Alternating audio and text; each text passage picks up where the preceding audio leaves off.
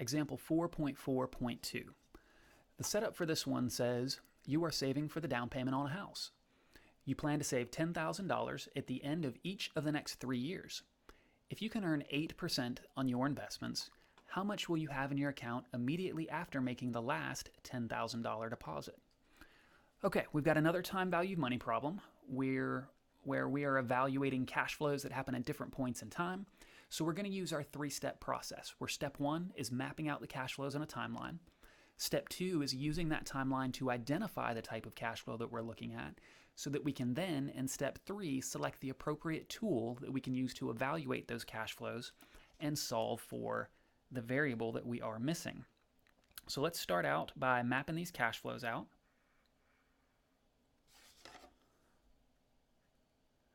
Today, at time period 0, we have no cash flow in this example because the problem tells us that the first deposit is $10,000 at the end of each of the next 3 years. So at the end of this year, or 1 year from today, we will make our first $10,000 deposit.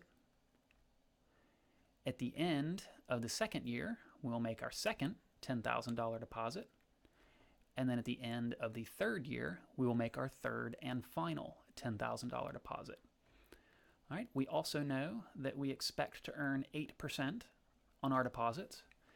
And there we go. We have all the information from the problem laid out on a timeline here. So now let's go to step 2 and see if we can identify what type of cash flow we're looking at. And we've got 3 types to choose from. It could be a lump sum, it could be an annuity, or it could be a perpetuity. And I guess it could be a mixed stream, a combination of those. But this one's going to be one of those 3. And so we can throw one of those out. We can throw out a perpetuity right out of the gate because this cash flow does not go on forever. It stops at the end of year 3. So we know we're looking at some type of lump sum, or if we can identify it as an annuity, then we can use some of the annuity shortcuts. That is, we could use the present value, future value of an annuity formula rather than treating each cash flow as an individual lump sum and having to evaluate each one separately and then add them up, as we've had to in other problems.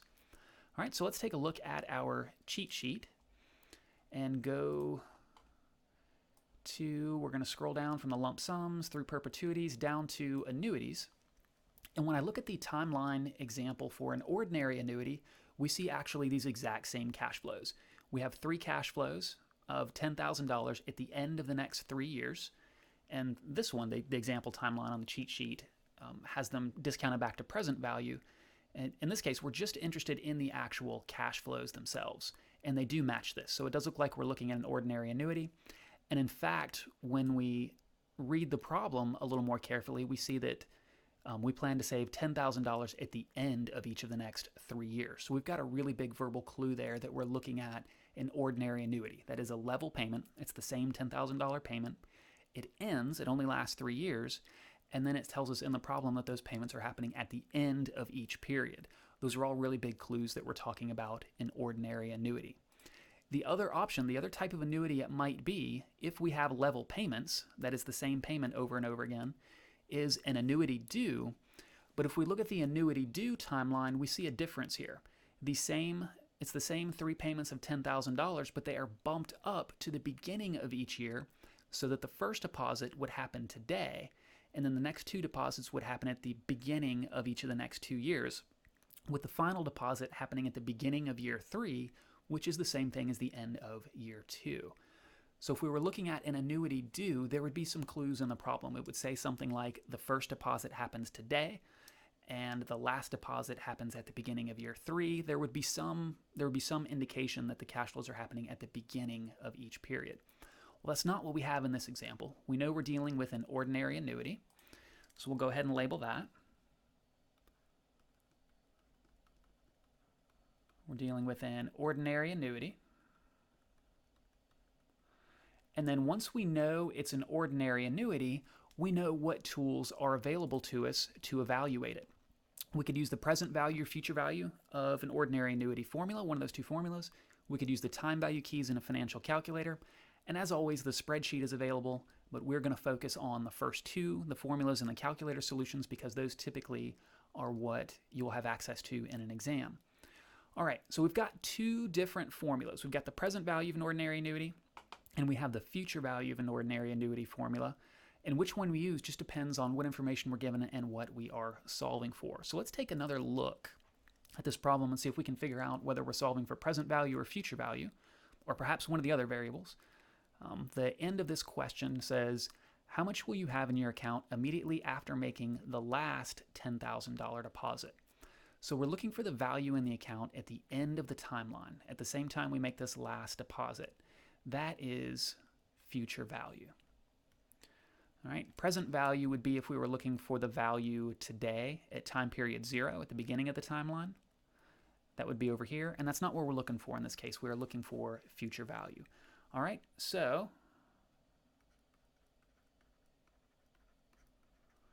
we are going to use the future value of an ordinary annuity formula, and we can find that in a couple of places. It's right here on our cheat sheet labeled equation 4.06. And if we were also using the formula sheet to practice these problems, we can scroll down to find equation 4.06, and it's the same equation listed there. So we can get it from either place. It's the same equation in both places. All right, where the future value of this annuity is equal to the payment divided by the discount rate, and then that is times the quantity 1 plus r to the n, or 1 plus the interest rate raised to the number of compounding periods minus 1. All right, so let's plug in our information from this problem. The payment in this annuity is that $10,000 payment that happens over and over again. The interest rate is 8%. We're doing arithmetic with this, so we need to convert that to a decimal. 8% as a decimal is 0.08. And we're going to multiply that times 1 plus r, or 1 plus our interest rate of 0.08, which would be 1.08, raised to the n, where n is the number of compounding periods. And when we're talking about an annuity, that is analogous, or it's the same thing as saying the number of payments in the annuity. So n is 3. We have 3 payments and 3 compounding periods in this annuity. And then we subtract 1 from that quantity. All right, much like the present value of an annuity formula, as long as your calculator is set up to follow algebraic rules of operations, you could enter this statement into your BA2+ exactly as it's written, or your scientific calculator if you're using that. I like to work these step by step though, and then store the values as I go, because what'll often happen to me is I will enter something incorrectly when I get to the end of the equation, and I'll have to start all over. I'll throw everything out. And also, often I won't come up with the right answer the first time. And I like to work all of these problems at least twice to make sure I get the same answer 2 times. Often that'll take me 3 times before I get, at least 3 times before I get the same answer twice in a row. So if I do these step by step and store the values for each step and keep track of them in my notes, then it's easier to go back and figure out where the problem is, like what I typed in wrong. I know it sounds like it would take longer to work it step by step and store them, and it does, assuming you could get it right on the first try, working it all the way through. But I make mistakes often enough that it ends up being quicker in the long run to work it step by step and store the values so I can go back and figure out where my errors are. All right, so I'll start out working left to right on this one. 10,000 divided by 0.08 is equal to 125,000.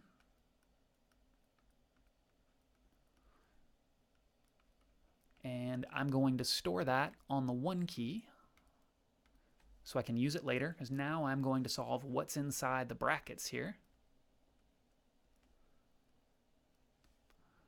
What is inside the brackets is 1.08 raised to the 3. So on the BA2+, to raise something to an exponent, you press the y to the x key, and then press the exponent that you want to raise it to, which is 3 in this case. And I'll go ahead and say equals to have it raise it to the 3, and then we will subtract 1 from that. Minus 1. So 1.08 cubed minus 1 is equal to 0.2597. My calculator is showing me 4 decimal places, but it is worked out to 12 or 13 decimal places internally. So I'm going to go ahead and store this value. I'm going to say store 2 to store it on the 2 key. And when I do that, it stores the full 13 decimal version of this value. So it gives me a little more precision to work with. All right, now I'm going to use recalled values to multiply together. I've got the value is already on the display here, 0.2597. Although I didn't type this in, this was after the calculation, and so it is still worked out to those 13 decimal places. So if I leave this on the display and I say times 125,000, it's going to multiply that full 13 decimal version by 125,000 and give me a little more precision than I would get by just typing the number in. Okay, so the future value is 32,464.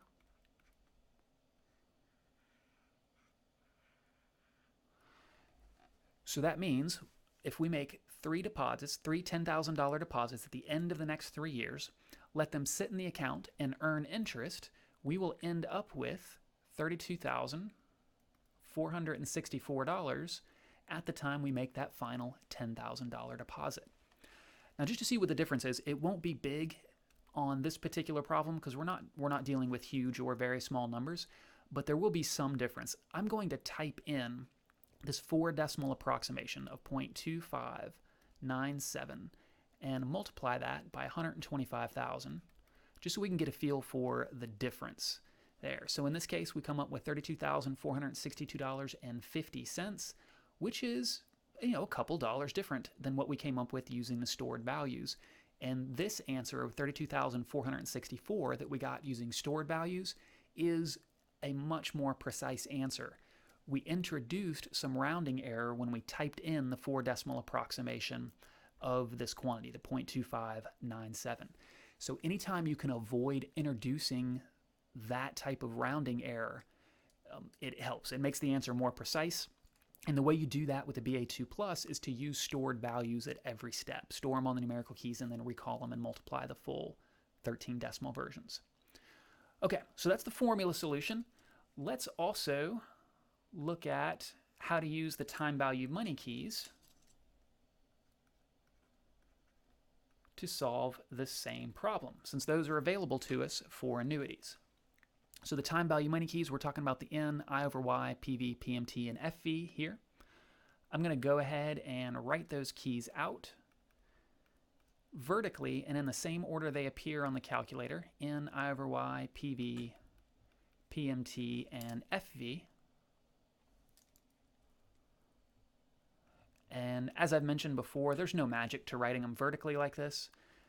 There is a reason for the madness of writing them in the exact same order. I write them in the same order every time and in the order they appear on the calculator, and that helps me make sure that I'm entering something on every key every time and I don't accidentally skip over something. I did make a lot of errors originally when I didn't have a systematic way of entering the values. If I was just bouncing all around, entering them in different orders. When I finally decided to go, I'm going to work them left to right every single time when I put them in the calculator, I started making a lot fewer errors with that system. So I encourage you, it doesn't have to be this system, but I encourage you to adopt a system and approach every problem with time value money keys the same way each time because it'll help reduce the errors. All right, N is the same N from the formula. That's the number of compounding periods, or when we're talking about annuity, the number of payments. That's going to be 3 in this example. I over Y is our interest rate. That's going to be 8%. And remember the I over Y key is expecting a percentage, so we put in 8 instead of 0.08. Present value is, actually let me skip over this for a second. We'll come back to it because it'll make more sense after we put everything else in. Payment is that $10,000 payment that we're making 3 times in a row, right? And I am going to, remember the calculator needs to know the relative direction of the cash flows. Just as a matter of habit, I'm going to adopt the perspective of my pocket as the saver. So these $10,000 payments are coming out of my pocket. They're a cash outflow to me, and they're going into my bank account. So the cash inflow for the bank account. I'm going to record these as a negative, just to keep track of the direction of the cash flows. Future value is what we're solving for. So that, guys, I'm going to put a question mark there for that one. And now PV, or present value. we're actually going to record a 0 here. Okay, now why the 0? This is not saying that the present value of this annuity is 0. It's not. In fact, we calculated the present value of this annuity in the previous example in 4.4.1, and it wasn't 0. It was 25,000 and change, I think. The reason we're recording a 0 here is because we're asking the calculator to solve for future value. And so we're solving for one of the time value money variables.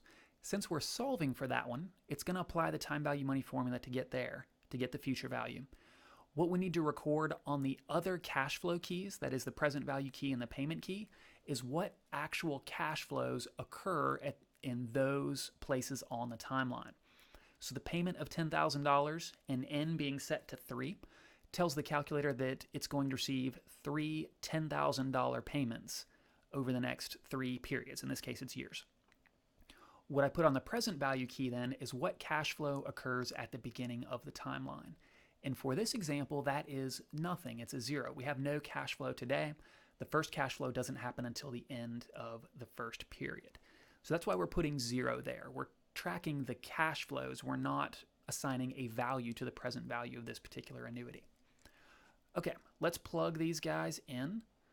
We're going to start by clearing out the time value money keys because whatever problem I worked before is still in there. We clear it out by hitting second and clear TVM. Second clear TVM. You really have to do that once. I'm doing it twice just for the sake of those watching the video and trying to keep track. All right, N is 3, so we're gonna press the 3 key and then press the N key to store it. I see my sideways triangle, decimal places an equal sign to know that it's a stored value. I over Y is 8, so I'll press 8, get that on the display, and then press the I over Y key to store it. Present value is 0, and when I cleared it out, it assigned 0 to all the keys, but just to be sure, I'm going to go ahead and type 0 and press the present value key to store it. Payment is, for me, a negative 10,000, so I'm going to type in 10,000, press the plus minus key to make it negative, and then press the payment key to store it. And future value is what I'm solving for, so I can hit compute future value. All right, and we get the same 32,464.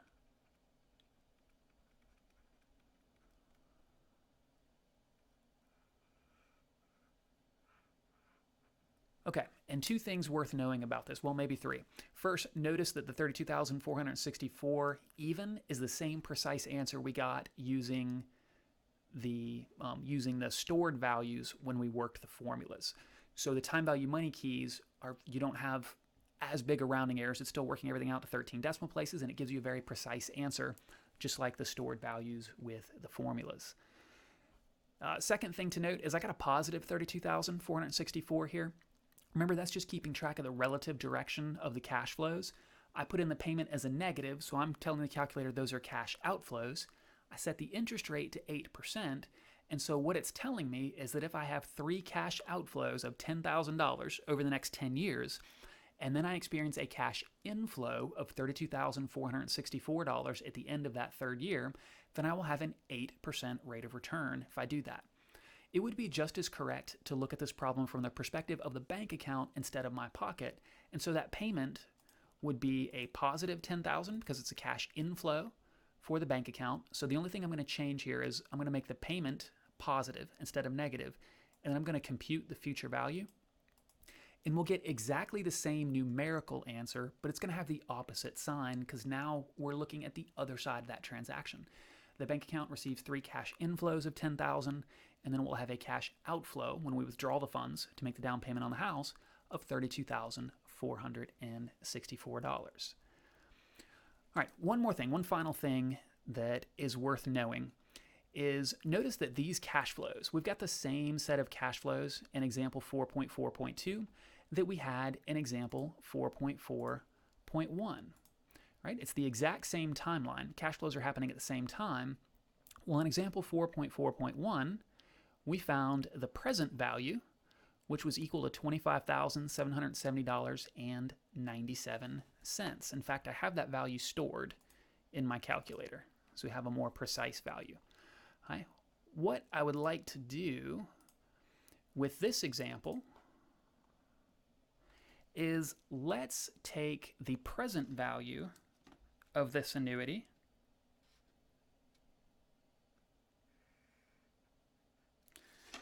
So if we look at the value as of time period 0 of this 3-year annuity of $10,000, we found the present value. We found that it was $25,770.97 roughly.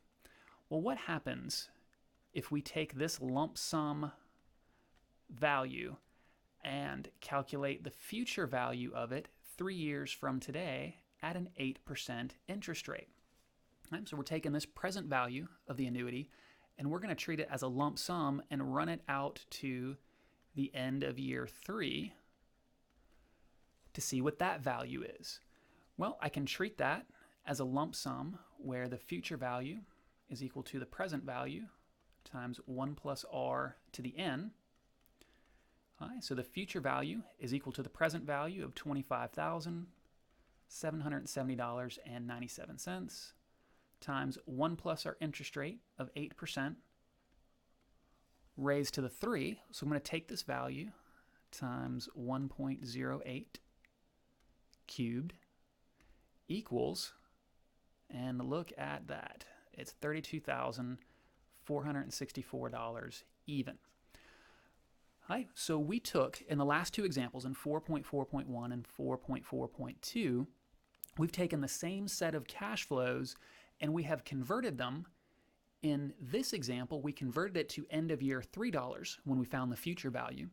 In the previous example, we converted it to time period $0 or today's dollars and found that it was $25,771-ish. Now, what is interesting about that is those two numbers, the present value and the future value, are actually equivalent. It's the same value. What is different about those two numbers are the units attached to them. The $25,770.97 are dollars today, and the $32,464 are dollars in 3 years. So it's the same value. It's just expressed in different units. So we have 3 different ways, or we just saw 3 different ways of expressing the exact same value. We have the present value of $25,771-ish. We have the future value of $32,464, and we started with 3 payments of $10,000 happening at the end of the next 3 years. All 3 of those timelines actually represent exactly the same value.